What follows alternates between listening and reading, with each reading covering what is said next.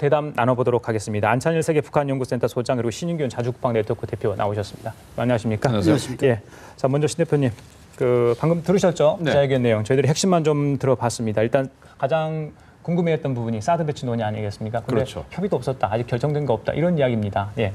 네, 한미 정부는 사드에 대해서 협의가 없었다라고 밝히셨는데요. 네. 만약에 공식 의제에 사드가 포함된다면 그것을 지금 브리핑에 반드시 밝혀야 되죠. 그렇죠. 그래서 공식 의제에는 포함되지 않지만 저는 뭐 어떤 그 사적인 자리라든지 뭐 만찬이라든지 예, 다른 루트를 통해서 이런 다른 어떤 그 시간을 통해서 협의를 한다든지 예. 아니면은 직접 장관들끼리의 회담이 아니다 하더라도 차관보 또는 차관보 또는 그 아래 라인에서 실무 라인에서라도 협의를 할 수 있지 않느냐. 또 그것이 순서일 것 같다라는 생각을 합니다. 그래요? 회담을 하기 전부터 공식적인 의제에는 올라와 있지 않다, 얘기는 안 할 것이다라는 얘기를 밝혔는데 이렇게 실제로도 주한미군 사드 배치 결정은 협의가 없었다 이렇게 발표가 됐습니다. 네. 중국이나 러시아에서는 그동안 사드 배치와 관련해서 계속해서 반대 입장을 밝혔는데요. 이런 부분도 좀 의식을 했다고 봐야 되는 겁니까? 자, 이런 사드 배치에 대해서 한민구 장관은 그 전략적 모호성이라는 말씀을 하셨어요. 그것은 우리가 한다 소리도 하지 않고 하지 않는다 소리도 하지 않는 그런 모호한 어떤 자세를 취하자. 그것이 우리 국익에 이롭다라고 말을 했습니다. 그래서 지금 국방부는 그 한민구 장관의 전략적 모호성대로 지금 진행을 하고 있는 것이고 만약에 여기에서 우리가 사드 배치를 하겠다. 미국의 사드 배치를 받아주겠다라고 하면 중국이나 러시아의 어떤 그 외교적 공세에 대응해야 할 시간이 늘어나죠. 모든 것은 전격적으로 하는 거죠. 한다면 전격적으로 하는 것이 좋은데 또 그렇게 하면 또 지금 우리 그 한국 내부에도 여야 간에도 이견이 있고 국민들 간에도 이견이 있습니다.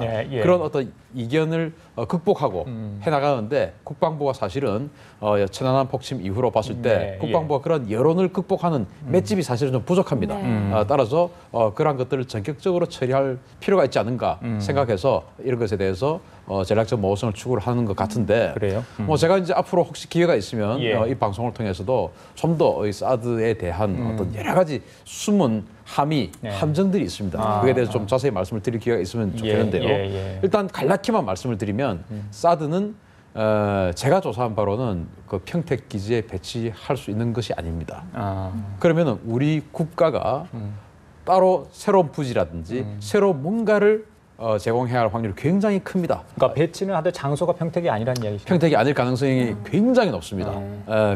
왜냐하면 기술적으로 평택이 될 수가 없는 기술적 환경이 있습니다. 따라서 그 기존의 미군 부지가 아닌 우리 대한민국 뭐 국유지든 어쨌든 미군 기지가 아닌 곳의 따로 부지를 제공해야 하고 또 어떤 그런 군사 기지가 들어가면 여러 가지 또 제한 사항들이 있지 않습니까? 그런 것을 극복해야 할 사항들이 많이 있는 것으로 저는 조사하고 있습니다. 따라서 이런 것들을 너무 성급하게 할 필요는 없지 않은가라는 생각을 제가 합니다. 그래요. 자, 방금 전에 이제 한민구 국방장관도 북한의 어떤 대납 위협이 심각한 수준이다. 그래서 공동으로 의견을 일치했다 이런 이야기를 하지 않았습니까, 소장님? 그 카터 미 국방장관 방문 전에 북한 미사일 시위를 좀 했었어요. 이후에 이제 노동인 미사일이나 스커드 미사일도 발사할 수 있다 이런 이야기 나오고요. 최근에 동해 해안가에 국가 경보 기간을 설정을 했다고 합니다. 좀 낯선 용어인데. 이 원산 인근 호도반도나 가나요? 거기 그쪽 분위기도 좀 심상치 않다고 하거든요. 네네네. 어떻게 봐야 됩니까? 국가경보기관은 말하자면 우리 표현으로 이제 항행 금지 구역을 설정했다 이런 표현이거든요. 지난 4월 1일자로 하지 않았습니까?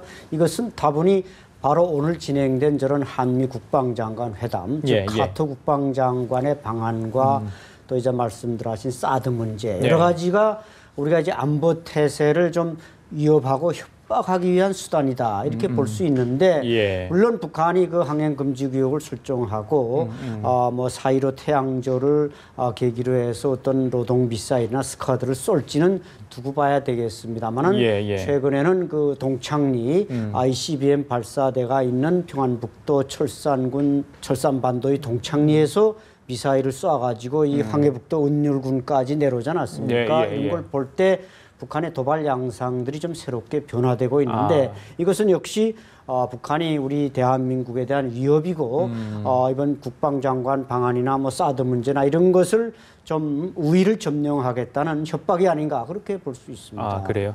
자, 신 대표님, 그리고 오늘부터 남한 전역에서 맥선더 훈련, 공군 훈련인가? 네. 맞습니까? 네, 맞습니다. 예. 그런데 북한이 공군에 굉장히 좀 관심을 많이 갖고 있잖아요. 네. 그렇다면 우리 군의 움직임도 좀 예의주시하고 있을 것 같아요. 네. 어떻게? 지금 이제 우리가 맥스 선더 훈련을 하면 예. 북한은 굉장히 긴장을 할 수밖에 없습니다. 사실 현대전에서 공군력은 가장 먼저 공격하는 퍼스트 스트라이커. 만약에 우리가 북한을 공격한다면 뭐 그럴 리는 없지만 선제 공격을 한다면 반드시 공군이 먼저 하겠죠. 예. 그런데 이 맥스 선더 훈련이라는 것은 예. 뭐 여기서도 보도를 전에 하셨지만 레드 플래그 훈련이라고 알래스카에 가서 하는 훈련이 있습니다. 예. 미국이 자신들이 동맹 국가들을 알래스카나 불러가지고. 네바다 이런 쪽으로 불러서 합동 연합 공군 훈련을 하는 훈련이 있어요. 굉장히 대규모로 하죠. 그런데 우리는 그동안 이 알래스카까지 갈 수 있는 역량이 부족했습니다. 갈 수가 없어서 비행기들이 작고 공중급유기가 없고 그랬죠. 그래서 알래스카 레드 플래그 훈련을 이제 참석한 지 얼마 안 됐거든요. 재작년 그리고 작년 올해도 이제 갈 겁니다. 뭐 이렇게 했는데 그러니까 한국이 굉장히 위험하고 전쟁 위험이 높은 곳인데 그런 대규모 어떤 전국급 공군 훈련을 하긴 해야 되는데 레드 플래그를 할 수가 없으니 그러면 이 주한미 공군, 주일미 공군, 오키나와 공군 뭐 이런 식으로 와서 한국에서 레드 플래그에 준하는 무슨 훈련을 한번 해보자. 한국은 못 가니까. 그렇게 해서 만든 게 맥스 선더 훈련입니다. 즉, 이 한미연합 공군이 거의 실전에 가까운 우리가 전쟁을 하면 이 공군 전투기 하나하나 우리 공군 전투기 430대가 있는데 그 1번기부터 430번기까지 하나하나가 하루에 몇 번씩의 임무가 다 설정이 되어 있습니다. 며칠간 다 설정이 되어 있어요. 이를테면 정말 우발적으로 3번기가 격추됐어요.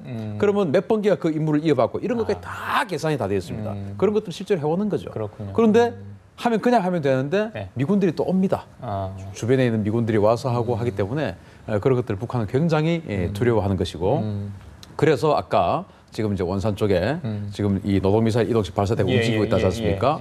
그러면 항해 금지 구역을 왜 선포했느냐? 북한이 지난번에도 아까 말씀하신 철산반도에서 단거리 미사일 발사했을 때는 항해 금지 구역 선포하지 않았어요.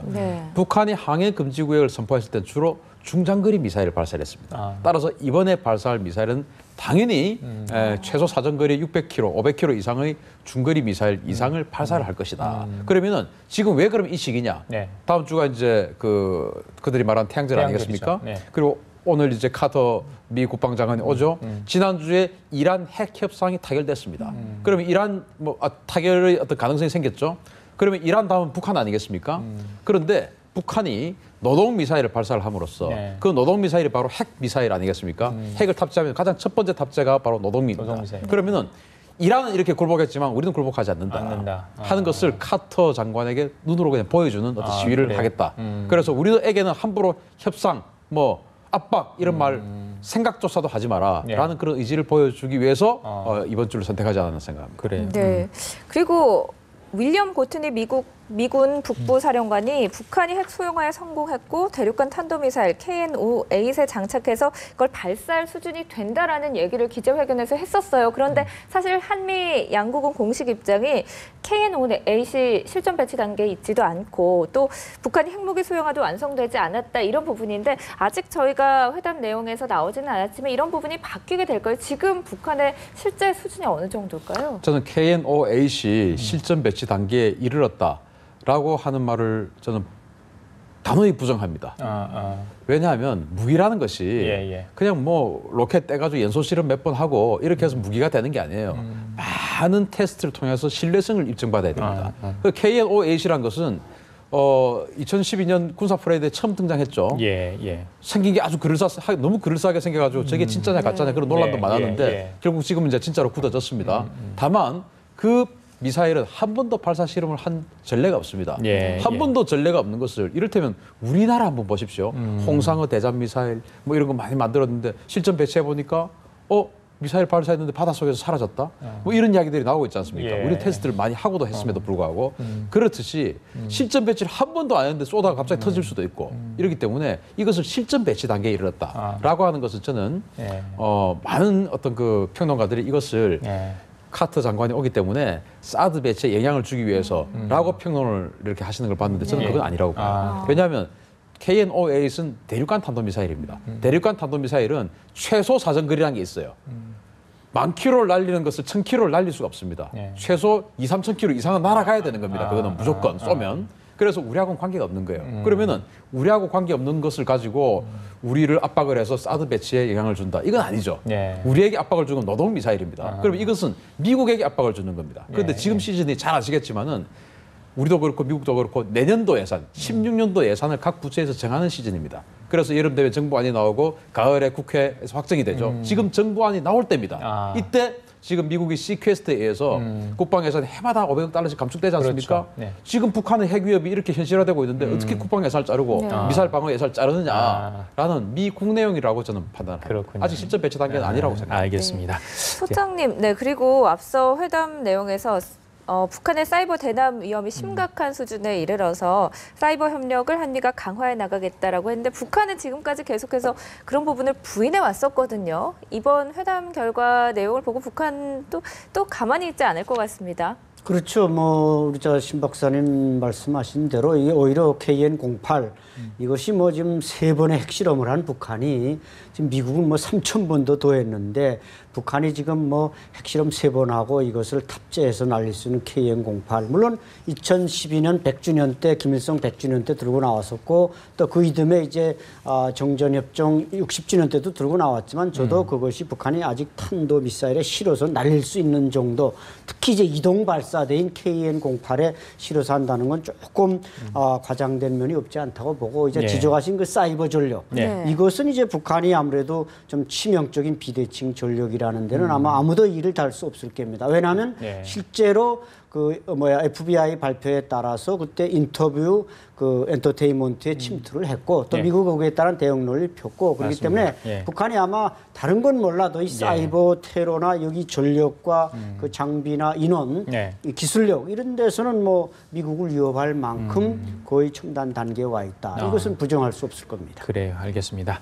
자, 북한 내부 이야기 좀 해보겠습니다. 김정은 제1위원장 지난해 발목 부상 입어가지고 한동안 뭐 두문불출하지 않았습니까? 근데 이제 왼손 손목인가요? 손목 부상을 입었는데 어제 최고인민회의가 있었는데 불참을 했어요. 그래서 건강상의 이유인지 아니면 다른 이유가 있는지 소장님은 어떻게 보세요? 글쎄 지난해 9월에는 발목, 이번에는 손목, 뭐 다음엔 뭐 허리가 될지 좌우간 큰 부상은 아님에도 불구하고 안 나타나는 건 일단 내가 안 나가도 된다 이런 이제 메시지가 있고 제가 볼 땐 뭐 이번에도 이게 거지를 붙이고 했지만 악수도 부지런히 하는 거 보면 무슨 대수술을 했다거나 그런 건 아닌 것 같습니다. 그래서 김정일도 과거 김정일도 이렇게 격으로 한 번 나왔다 한 번 안 나왔다 했는데 이 사람은 결국 작년 9월 13기 2차 때도 안 나오고 이번에 13기 3차 때도 안 나왔습니다.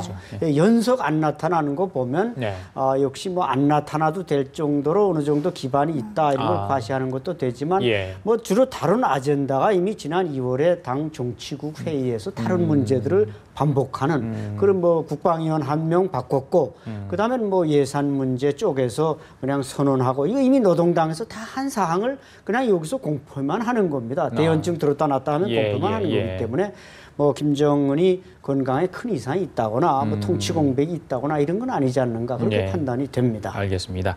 자 그리고 재밌는 이야기가 하나 있더라고요. 김정은의 우상화 이건 뭐 이제 차츰차츰 더 가속화될 것이라는데 교과서에 3살 때는 사격을 6살 때는 승마를 했다. 그러니까 말을 탔다 이런 이야기가 있어요.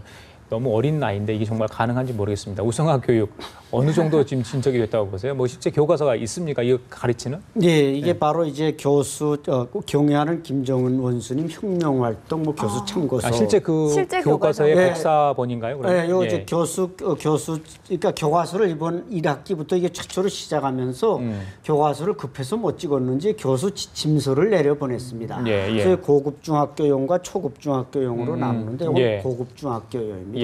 바로 이 안에 어떤 내용인가요? 이 안에 이제 지적하신 3살 때 운전을 했다. 그건 제가 볼 때는 아마 미니카를 자동 미니카를 장난감 할지 근데 미니카를 했지만 여기다가는 미니카라는 얘기는 없고 했다니까 북한 학생들은 다 믿을 수밖에 없단 말이죠.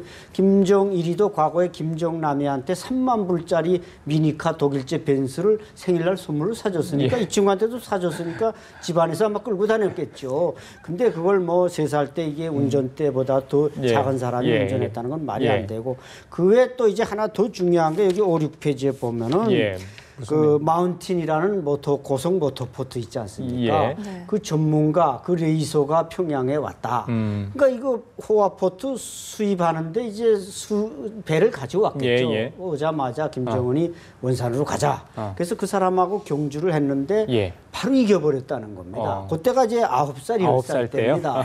근데 그 사람이 지고 나니까 억울해서 한 번 더 하자 해서 했는데 이 턴 지점에서 김정은이는 제대로 속도를 내서 돌아가는데 이 사람은 속도 조절을 못해서 이만큼가 돌다 보니까 그렇게 구체적으로 아주 그렇게 묘사가 돼 나왔고 있나요? 그걸 산수 문제처럼 해서 한번 계산해 보라 학생들한테 이렇게까지 문제를 해서 이제 그 10대한테 각인시키려고 이런 거 보면 김정은 우상화가 과거 물론 이제 김일성 때 뭐 솔방울을 수리탄으로 만들고 뭐 가랑이 불타고 두만강을 건넜다는 것보다는 조금 세련되지긴 했지만 우리가 보면 이것은 가랑잎으로 두만강을 건넜다고 그랬으니까. 그렇죠. 김일성 우상화할 때 그렇게 했단 말이죠. 그래서 그런 추상적인 데서 좀 팩트 위주로 가긴 합니다만 이것 역시 웃음거리밖에 될 수 없을 것 같습니다. 좀 이제 고급화됐네요. 김정일은 골프 58타 쳤다고 그랬지 않습니까? 그래요? 타이거 우즈도 못 친 것을. 점점 이제 고급화되는 상황이네요. 알겠습니다. 재밌는 내용이었습니다. 저희 다시 한번 나중에 한번 그 자세하게 좀 얘기를 좀 해봐야 될 것 같아요. 그런가 하면 최룡해 총정치국장이 노동당 정치국 상무위원 자리를 꿰찼습니다. 작년부터 계속 황병서와 최룡해 서열이 엎치락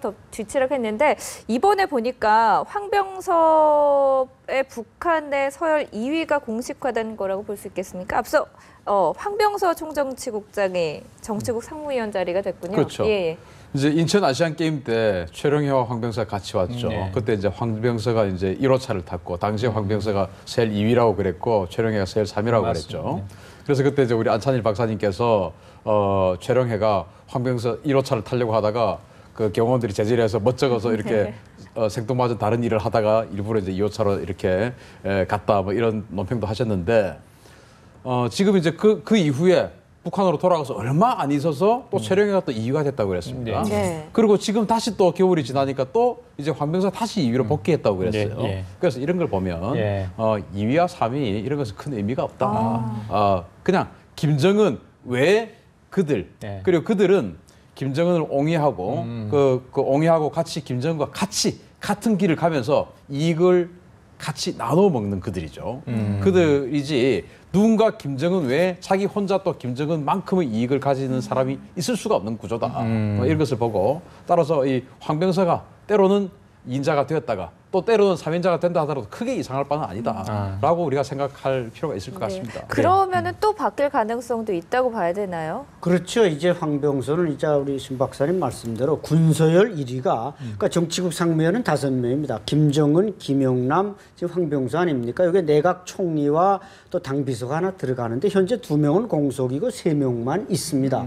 그래서 군서열 1위 총정치국장은 당연직으로 상무위원에 들어갑니다. 그러니까 황병서가 여기 들어가 있으니까 됐는데 최용해는 지난해 이제 연말에 다시 상무위원으로 올라왔다가 내려간 게 아마 당 군사비서나 뭐 조직비서가 됐다 이런 소리 있었는데 밀려났는데 앞으로도 아마 최용해가 황병서를 제낄 때 과연 무슨 자리에 앉느냐. 예를 들어 최고위원회 상임위원장에 최용해가 임명된다. 그러면 당연히 황병서보다 꼭대기 또 올라오게 되는 겁니다. 그래서 그 상무위원 서열은 큰 의미가 없다는데 저도 전적으로 동의를 합니다. 알겠습니다.